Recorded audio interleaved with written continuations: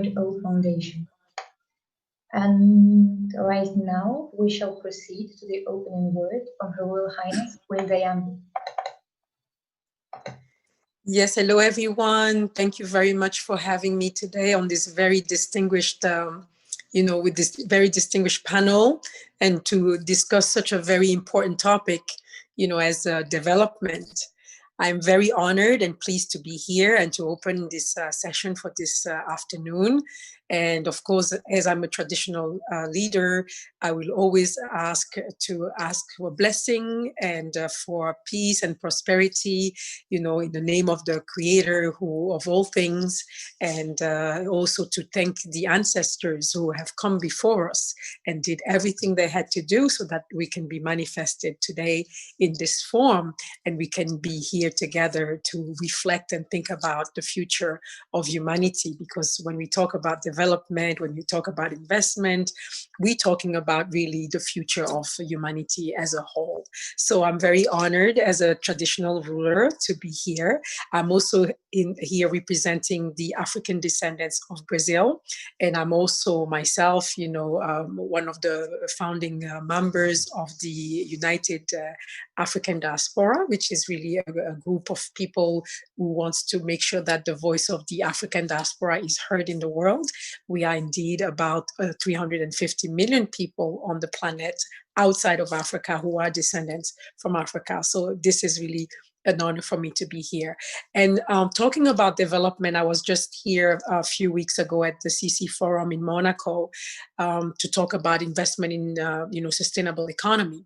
And it's interesting that now the topic of sustainability is coming full-fledged and full force into every circle that is talking about the future of this planet. When we talk about development, for me, oftentimes, when I look at my own people who are rural people in the Congo, who are farmers and live in very, pristine, rural areas where nature flourishes and prospers, and it's not altered by any pollution or anything like that, I really have to think about what really does it mean to be, developed.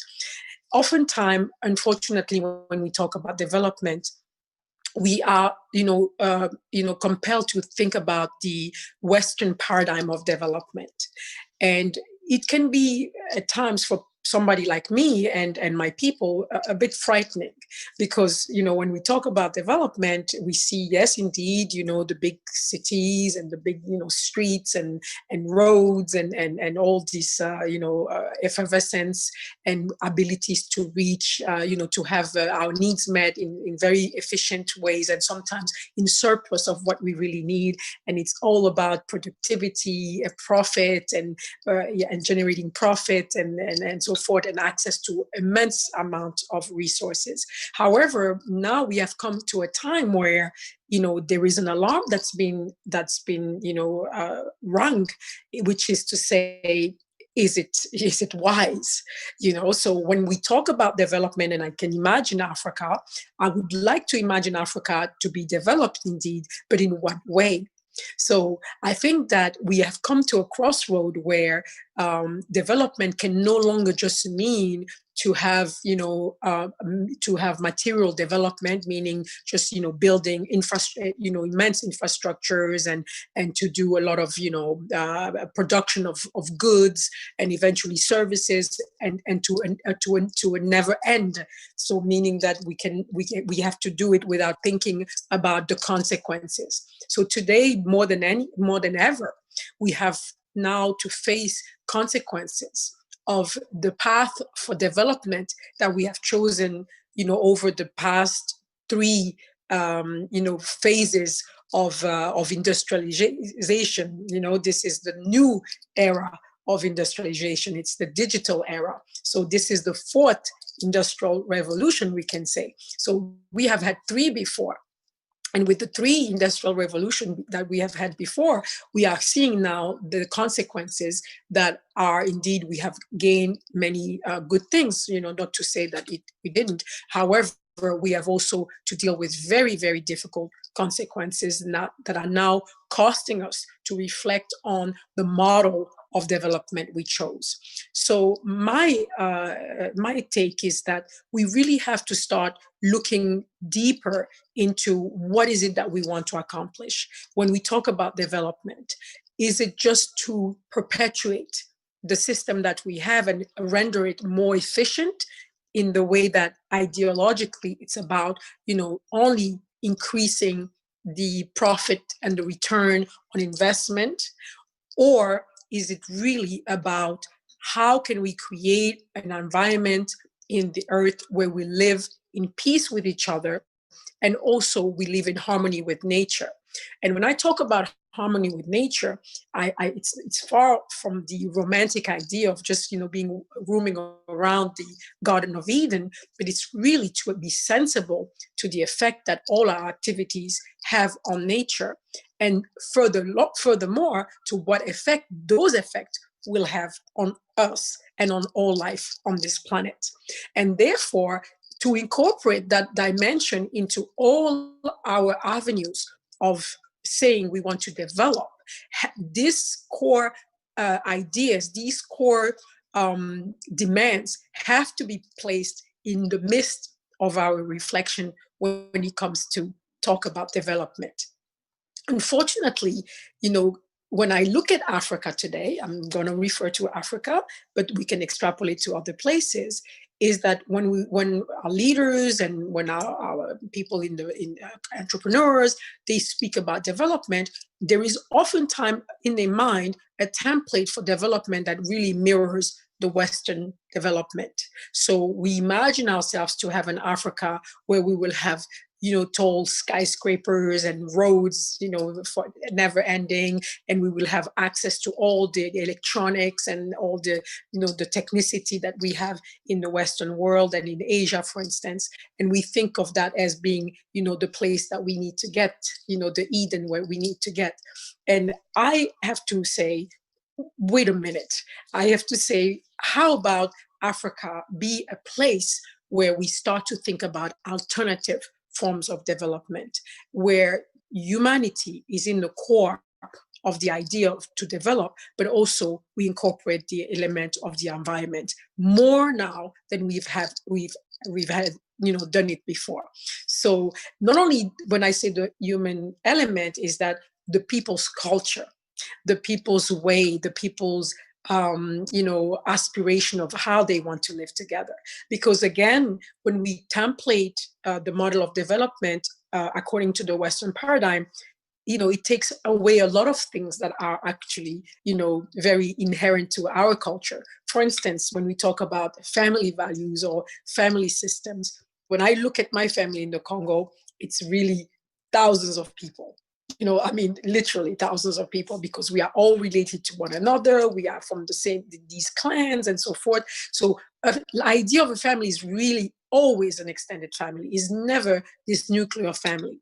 But opposed to that is that when you take a look at the Western system, or the Western idea behind development, has a lot to do with, individuality and individualism, as far as being the cell of production. Is the individual with the own personal capacity. It rarely encompasses like a cell that comprises many people and many members, like I would look at my family. So all these values are basically taken out, and they are out of the system that we look into when we want to calculate and copy a system of development. Yet again, we have those values are very important. Today, more than ever, they have shown to be essential. Even in the Western world now, we are seeing, a resurgence of the need to reconnect people with people.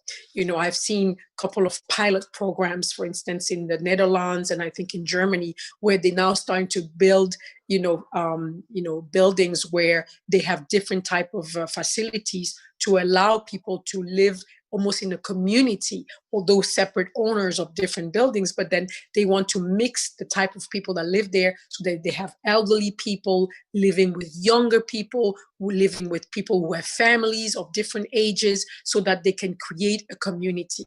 Because they realized that living in community was a win-win for every individual in the community, because it's better for people who are elderly, even for their health, their morale, for the people who are old, younger, who are fighting still to make it in this world. They have some kind of assistance sometimes if they need help with the children. So all this fabric of the very society that we've had in our traditional cultures have been taken away in order to give way to this development and very self-centered, pursuit of, self, profit. So I think it's a good time to challenge these ideas when we talk about development, and particularly in Africa, to ask, that the ideas of development show that they come from an endogenous,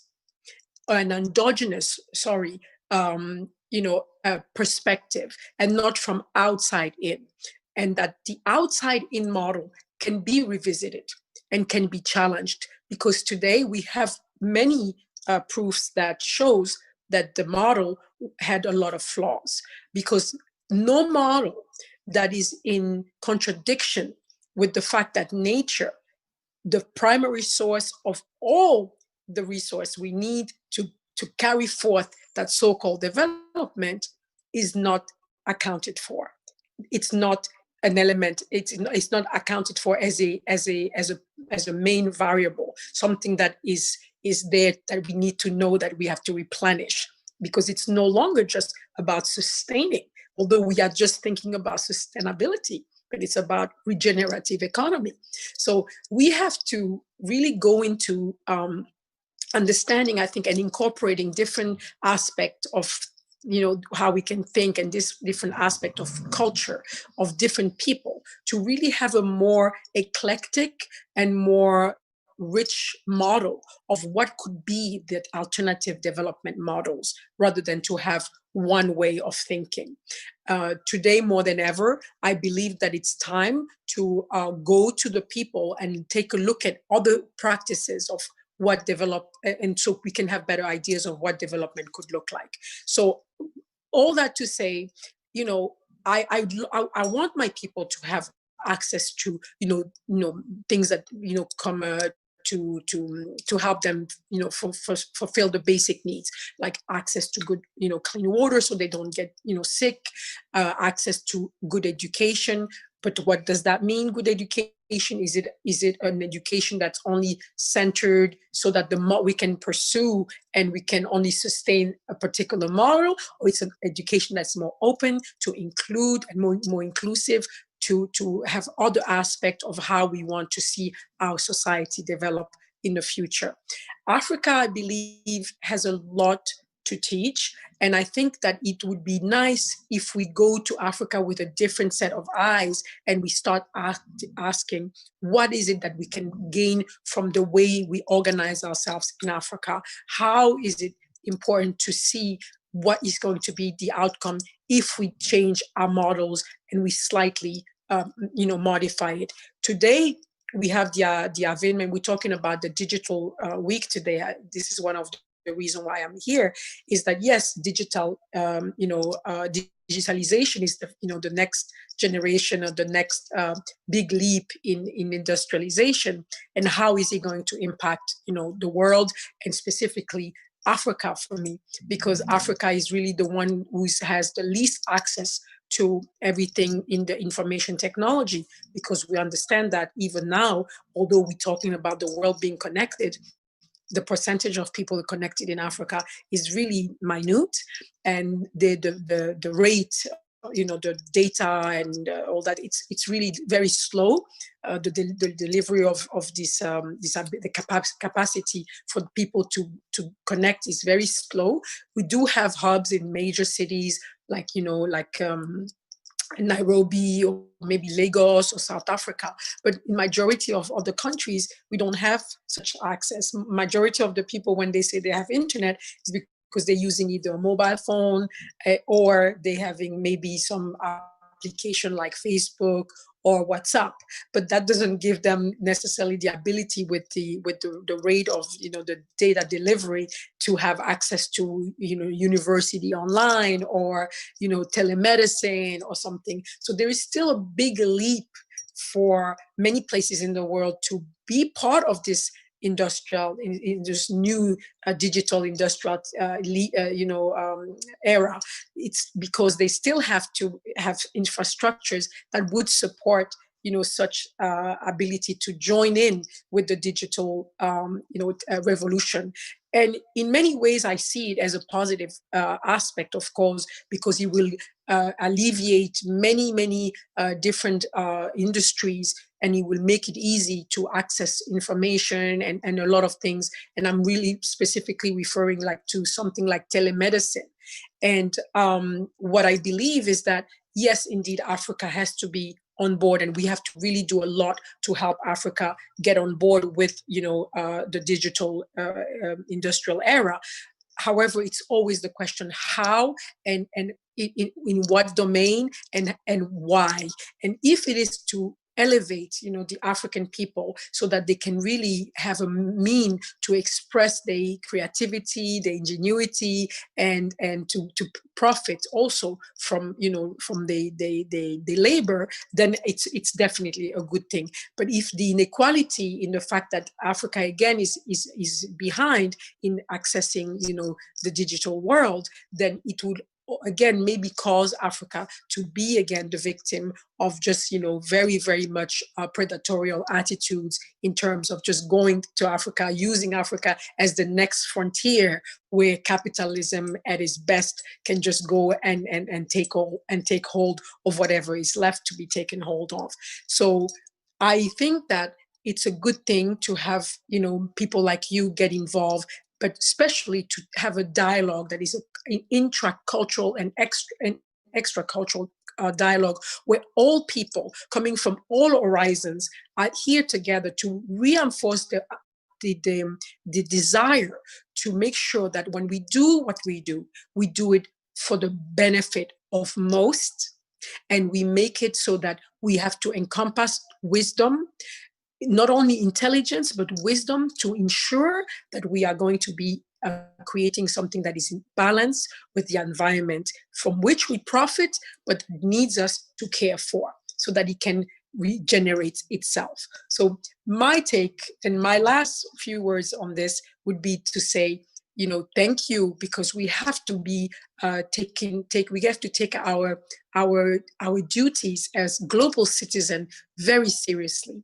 And for that, I encourage you to get out of your comfort zone and to reach out to people who are different than you and ask of them what is the idea of development and how does that look like, and to understand that people are different and the alternatives are maybe better for some and alternative may be better for all if we want to incorporate different aspects of how to live together, because many different cultures have different propositions, and to incorporate them in the mainstream is sometimes a good thing. So my advice my end for my talk is to continue the dialogue, continue opening up space to exchange so that diversity will enrich our ability to reflect and our ability to come up with very, very creative solutions to the problem we have to deal with today. Thank you so much.